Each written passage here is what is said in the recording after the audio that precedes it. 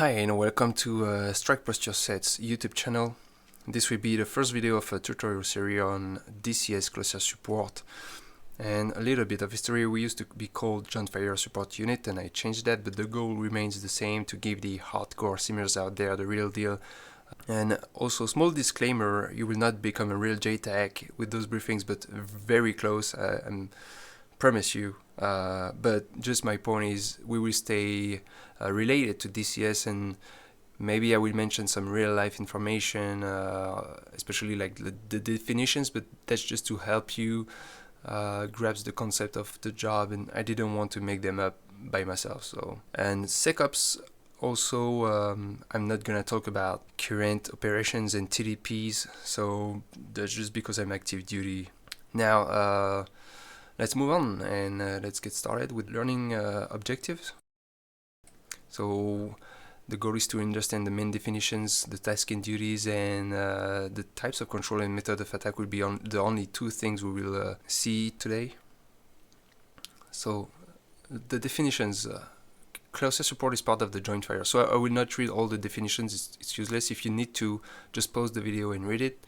But all in all, joint fires, they are applied during the deployment of two or more components, and they are coordinated towards a common objective.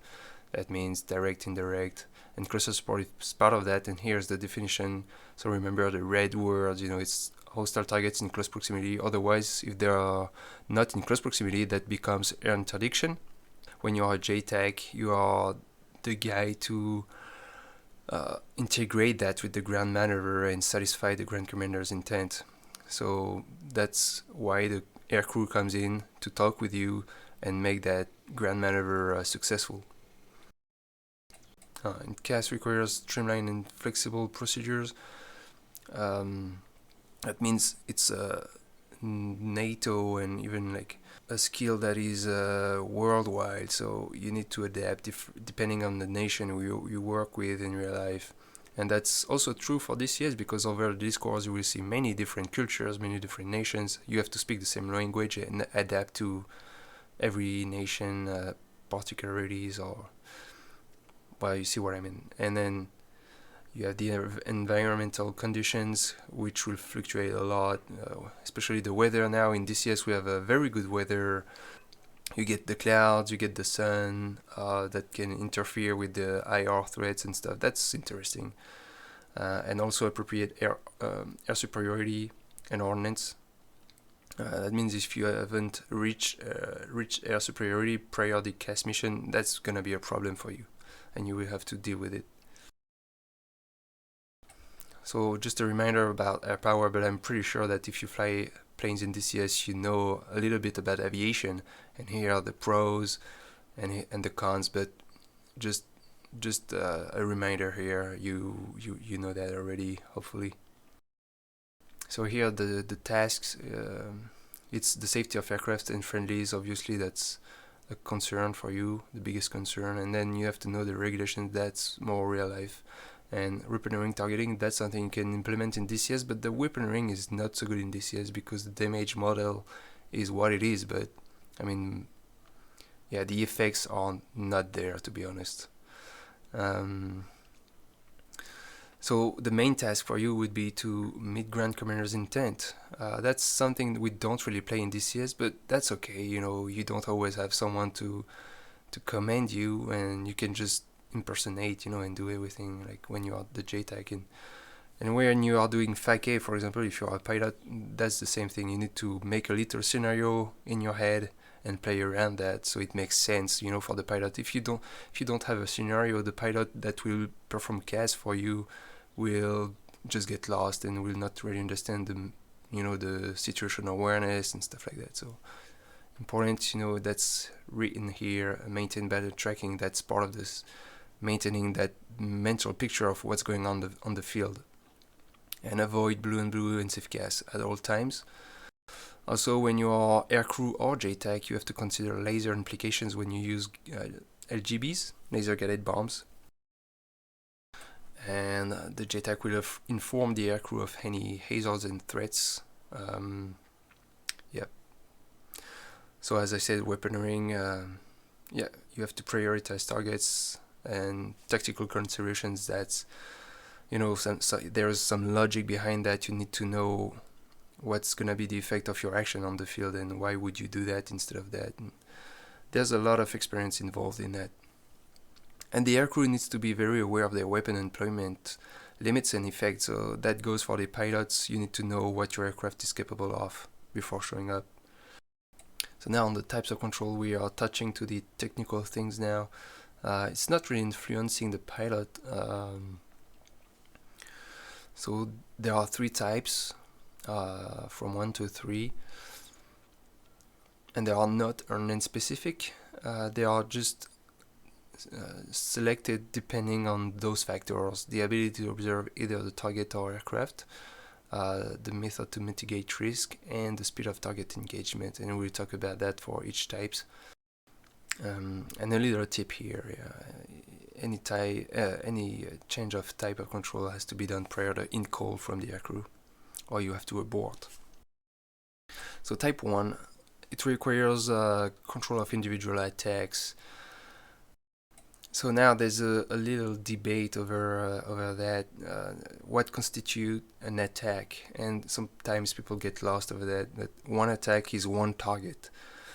If you have one target and 2 aircraft attacking on the same target, you can do a clearance for the flight, although I don't recommend it. I prefer keeping individual clearance for each aircraft because you never know what's going to happen. If the target is destroyed at the first pass, why not keep some munitions and aboard the second aircraft, So that's one thing. But the one attack is one target, and you can have 4 aircraft proceeding for that attack.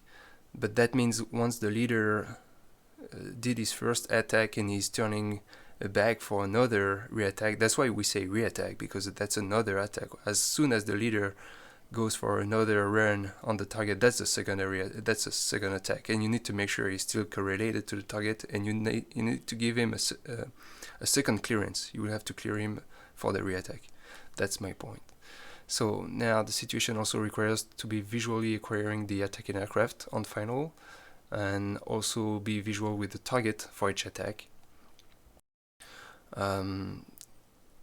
So especially in type 1, you need to visually assess every attacking aircraft and the target all the time.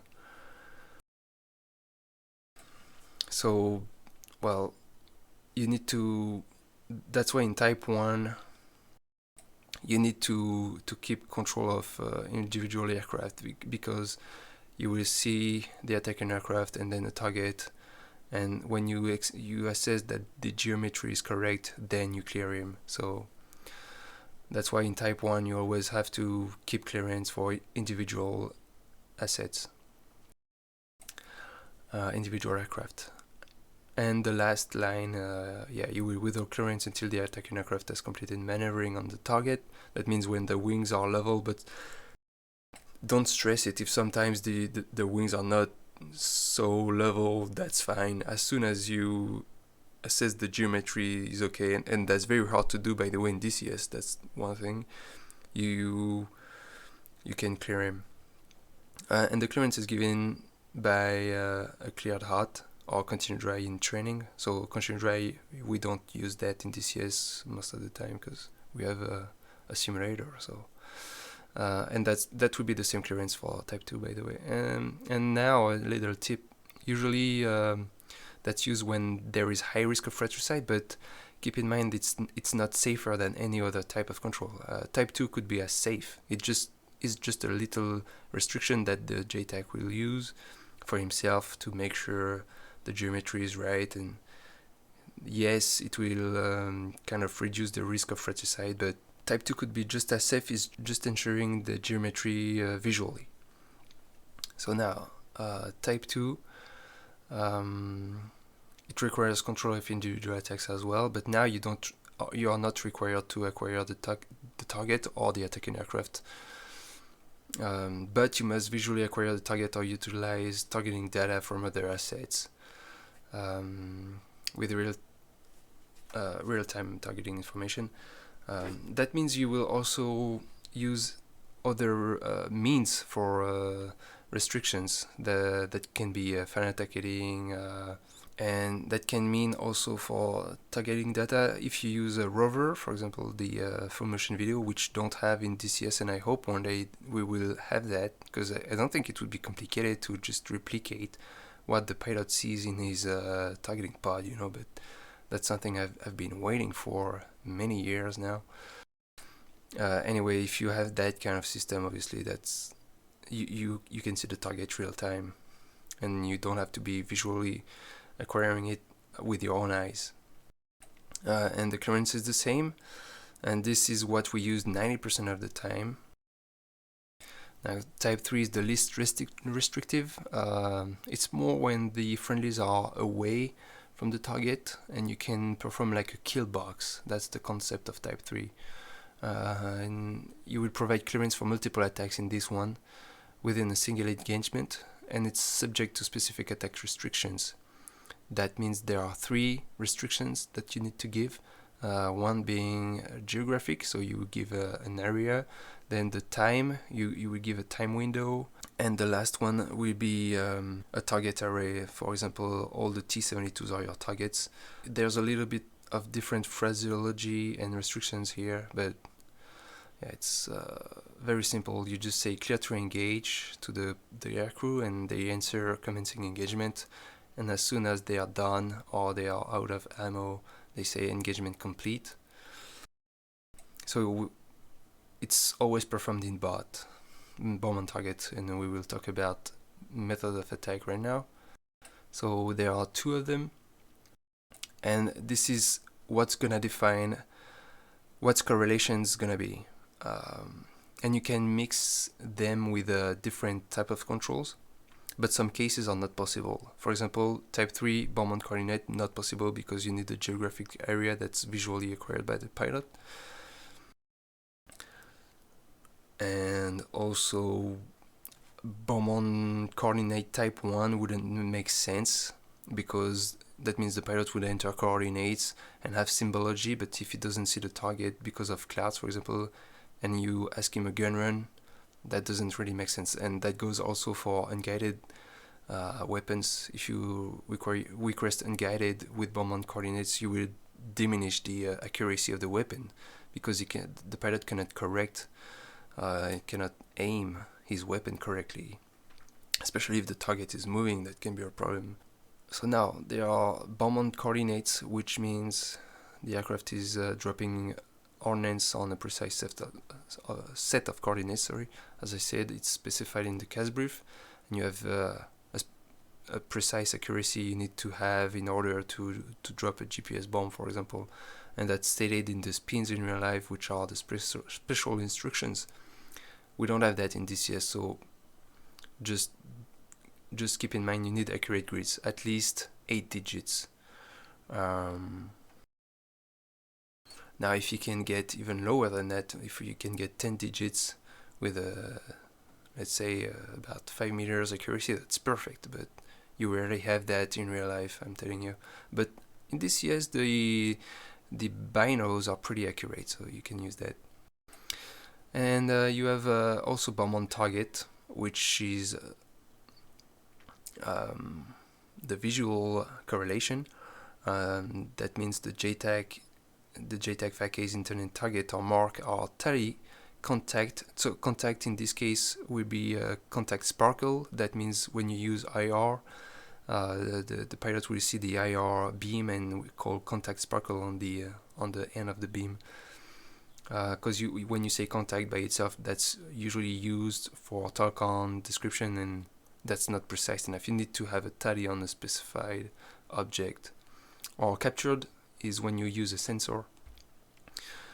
So the aircrew will acquire the target or internet endpoint using the best method available. That means you can use your eyes or you can use your targeting pod, as long as you have visual on the target. It's good for me. Now, that being said, some people tend to use the TGP a lot and forget they have eyes, and the TGP is a straw view effect, and that will make you like do some screen fascination and not look outside, and you will not even know where the north is anymore. And I mean, it's people lose situational awareness if they look at the TGP too much. Now, more precisely on the Beaumont coordinate, so this correlation is completed when you read back from your system the elevation and location. So here in this example they are the friendlies, but they are not required if you read that back after the CAS brief. For example, you can say panel read back elevation 1650 feet, location 33 uniform Whiskey Quebec 12345-678990, and then the JTAG will say that's a good panel read back or panel read back correct. Yeah, all aircraft within the flight will have to read back the coordinates for their targets, because that's the only mean of correlation we have to make sure it's going on the right place. And you can gain time with the same way if you have a navigator, a WISO I mean. If you have a WISO, you can enter the coordinates as soon as you have the CAS brief, and then you can do the correlation within the readbacks of the CAS brief. So when you read back the CAS brief, when you reach the elevation and location, you can say from my system elevation and location, whatever. And that's useful for standoff attack profiles, because you can be away from the target, not seeing it, and then proceed for your run-in with a set of grids. Now, Beaumont target, I will do on the next video, which will be about the CAS sequence. I will make a small example of Beaumont target sequence with a Talcon. But here's just the general definition. During correlation, the JTAG coordinates action to mark the target, blah blah blah. Yeah, you have to visually acquire the mark of the target, and that's when you call tally target. And only the flight lead is required to read back line 468 of the CAS brief and call tally target. And then he has to make sure his wingman is correlated if he has to proceed with the booth aircraft. But it's a good practice to use the CAS frequency for the correlation in between the interflight, so the JTAG knows when the he can listen over the net first, so he can make sure the Talcon is being done properly, or if you do a Beaumont coordinate with your wingman, you can check the coordinates. And also, well, he knows, he has the information that the wingman is correlated, and you have a sense of timing, so you know they are gonna proceed for the attack. And all attack aircraft will provide readbacks only if requested by the JTAG. Yeah. Also, when you when the JTAG gives you a target, it will be specific. It will not be that tank is your target, because if you say that could be any tank. You need to be very specific. Maybe use orientation, or use the type of tank, because usually that's possible to do. And then aircrew should respond tally target. Tally target won by T-72, or you can be specific if you want to, or captured with the sensor, or as I said, contact sparkle if you do IR.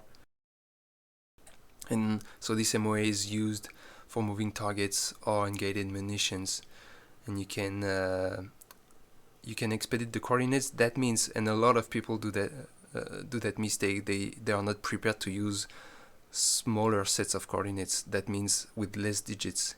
Sometimes I give them 6 digits, and even advanced pilots, some guys that have been playing DCS for a long time, are surprised when they get 6 digits. They forget to add the zeros at the end, you know, and then you get lost because it doesn't work in your system. So now I try to call it prior giving the grids. I say expect 6 digits, so you know what you're gonna write down. And yeah, don't forget those zeros at the end if you are given less than 10 digits, because you will gain time just by doing less readback. So conclusion, you need to maintain that situational awareness and use the appropriate method of attack and type of control, especially the method of attack that will imply different correlations. So that's just something to remember for the air crews. And this last industry don't really care, that's more real life stuff. And I'm done, so I will see you for the next video, and thank you for watching. If you have any question, feel free to leave it in the comments or over the Discord. I will be happy to answer it. And remember to subscribe and hit that like button if you liked it. Otherwise, if you have any suggestion to make it better, don't hesitate to also leave that in the comments. Thank you, see you later.